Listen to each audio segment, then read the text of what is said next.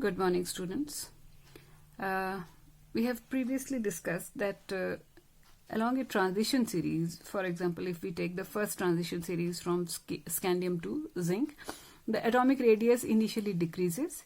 Then in mid of the series, it becomes constant, almost constant.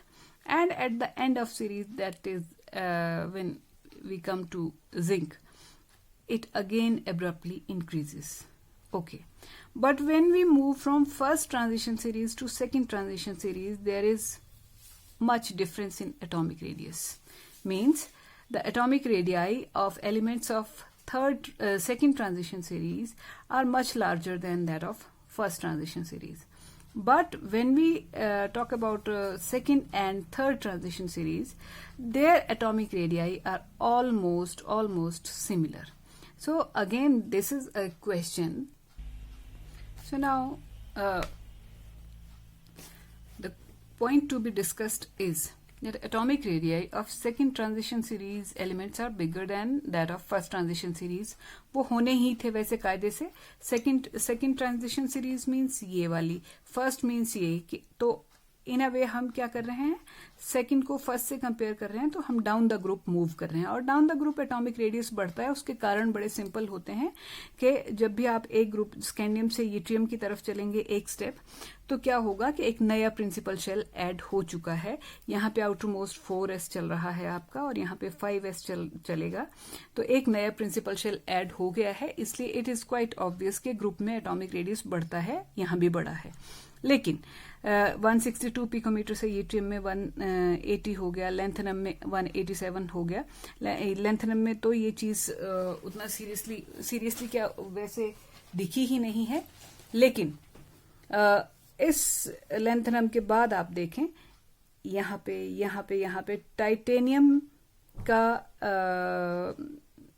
Atomic radius जो है that is 147, zirconium का 160 और hafnium का 158. Means first transition series से second transition series के element में गए तो एटॉमिक रेडियस बढ़ा, जैसे कि बढ़ना भी चाहिए था.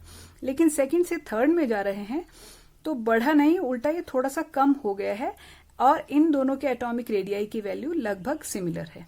यहाँ पे देखें 134 फर्स्ट ट्रांजिशन सीरीज में, सेकंड में 146, थर्ड में फिर 146. Means it is almost similar. 127 for chromium, molybdenum के लिए 139 एंड टंगस्टन के लिए again 139. So question is this के atomic radius of second transition series is bigger than first. This is practically no question. This is obvious. But the question is, but why the atomic radii of elements of third transition series are almost similar to that of second transition series, जबकि कायदे से होना क्या चाहिए था या हम क्या एक्सपेक्ट कर रहे थे कि थर्ड ट्रांजिशन सीरीज के एलिमेंट्स का रेडियस सेकंड वालों से बड़ा होगा. बड़ा तो नहीं है, उल्टा लगभग बराबर है. सो इस चीज को इन्वेस्टिगेट करना हो तो हमें पहले जाना पड़ेगा कॉन्फ़िगरेशन में. अब ये जो फर्स्ट ट्रांजिशन सीरीज है, इसमें क्या है, noble gas, core noble gas जो है वो आर्गन है. और कॉन्फ़िगरेशन कैसे चल रही है कि 4s में 1 to 2 और 3d में भी 1 से लेके 10 तक इलेक्ट्रॉन्स जा रहे हैं. यहां देखें, यहाँ पे क्रिप्टॉन सेकेंड ट्रांजिशन सीरीज के लिए और 5s 1 to 2 and 4d 1 to 10 इस तरह से. इसको देखें तो जीनॉन थर्ड ट्रांजिशन सीरीज के लिए और 6s 1 to 2 and 5d 1 to 10. But we must not forget कि इस 5d से पहले 14 लेंथेनम में नहीं, लेकिन लेंथेनम के बाद यहाँ पे आपको मालूम है कि 14 का गैप भी है एटॉमिक नंबर का. तो यहाँ पे ये जो 14 इलेक्ट्रॉन्स गए हैं, they have gone to 4f orbital. I must write it, 4f जो है वो हाँ चलिए यहाँ लिख दिया. तो हमें ये याद होना चाहिए, दिमाग में रहना चाहिए कि थर्ड ट्रांजिशन सीरीज के जो आउटरमोस्ट इलेक्ट्रॉन डी में जाए, इससे पहले 14 इलेक्ट्रॉन्स जो हैं वो 4f को एंटर कर चुके हैं.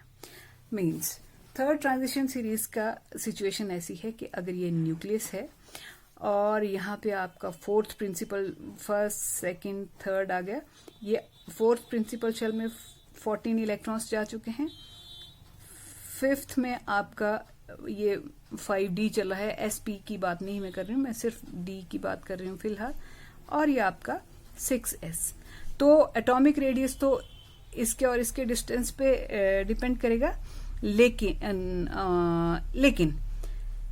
अब यहाँ पे जो इलेक्ट्रॉन्स हैं उनको न्यूक्लियस अपनी तरफ खींचेगा। न्यूक्लियर चार्ज बढ़ा भी हुआ है थर्ड ट्रांजिशन सीरीज में, सेकंड की अपेक्षा बढ़ गया है, लेकिन क्या दिक्कत आ रही है कि 14 इलेक्ट्रॉन्स पहली बार, यहां भी ऐसा नहीं था, यहां भी ऐसा नहीं था। थर्ड ट्रांजिशन सीरीज के एलिमेंट्स के टाइम पे 14 इलेक्ट्रॉन्स जो हैं they have entered 4f orbital.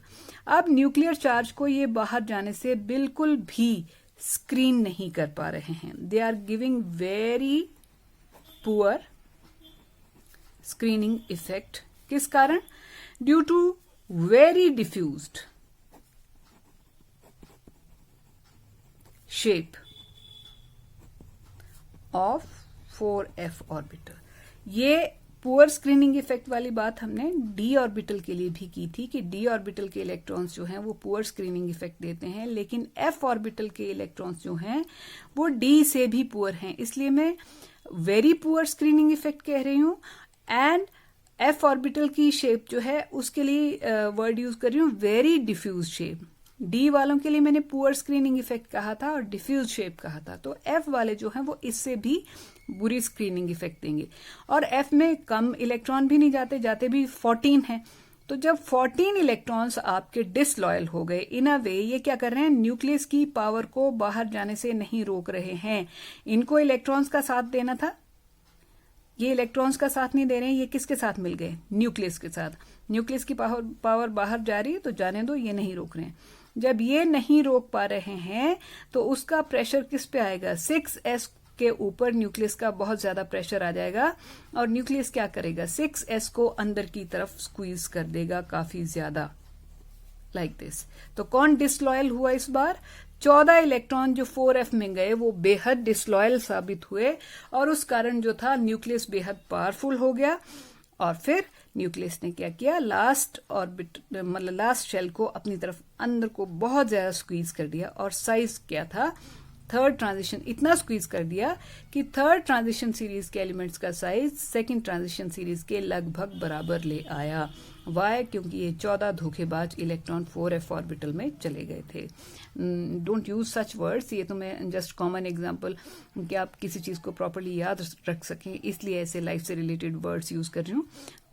Practically chemistry के पॉइंट ऑफ व्यू से हम यही कह सकते हैं, they give very poor screening effect due to very diffuse shape of 4f orbital, due to which nucleus effective nuclear charge. Nucleus की power को हम कैसे डिफाइन करते हैं, इफेक्टिव न्यूक्लियर चार्ज, इस टर्म से। तो इफेक्टिव न्यूक्लियर, जब स्क्रीनिंग इफेक्ट बहुत पुअर होगा तो इफेक्टिव न्यूक्लियर चार्ज बढ़ जाएगा, और एटॉमिक रेडियस जो है वो एब्रप्टली बहुत शार्पली डिक्रीज कर जाएगा, और इतना डिक्रीज कर जाएगा कि ये दोनों बराबर हो जाएंगे। इसको इससे ज्यादा होना था, बराबर हो गए। इतनी लंबी कहानी समटाइम्स नहीं लिखने का अगर वक्त होता है, और एक लफ्ज में अगर आपसे ये सारी बात पूछी है, तो इस सारी स्टोरी का नाम लेंथेनॉइड कॉन्ट्रैक्शन भी है। लेंथेनॉइड कॉन्ट्रैक्शन, ये जो 14 लेंथेनॉइड्स यहाँ पर भर्ती हुए हैं, उनके कारण जो साइज में, उनके बाद जो साइज में कॉन्ट्रैक्शन हुई है उसको कहते हैं lanthanoid contraction. Basically lanthanoid contraction यही है कि ये जो 14 इलेक्ट्रॉन्स जो भी मैंने आपको समझाया उसी का नाम लेंथेनॉइड कॉन्ट्रैक्शन है। सो how do we answer this question if it is asked properly? तो आप लिखेंगे when we go from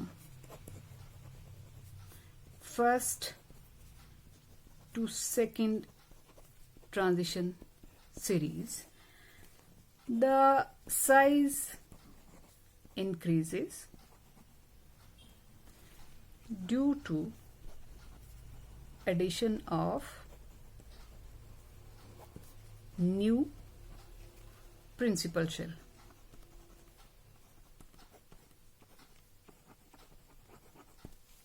ये तो फर्स्ट से सेकंड ट्रांजिशन सीरीज में गए, तो इसलिए साइज बढ़ा क्योंकि एक नया प्रिंसिपल शेल ऐड हो गया था एंड इंक्रीज्ड स्क्रीनिंग इफेक्ट. जब भी एक नया प्रिंसिपल शेल इंक्रीज ऐड होता है तो स्क्रीनिंग इफेक्ट यूजुअली बढ़ता है. But when we go from second to third transition series,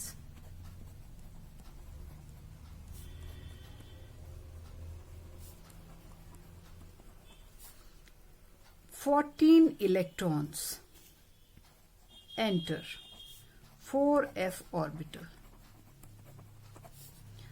which give very poor screening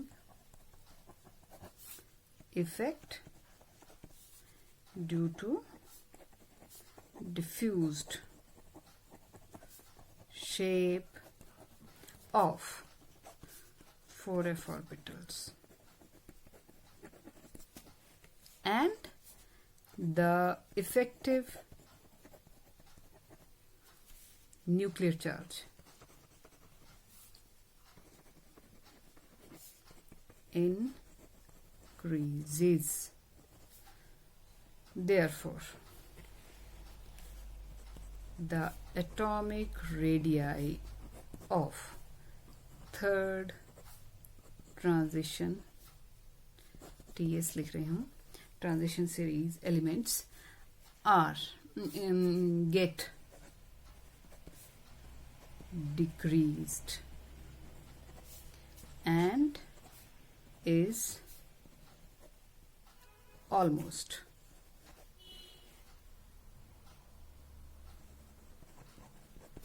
equal to that of second transition series.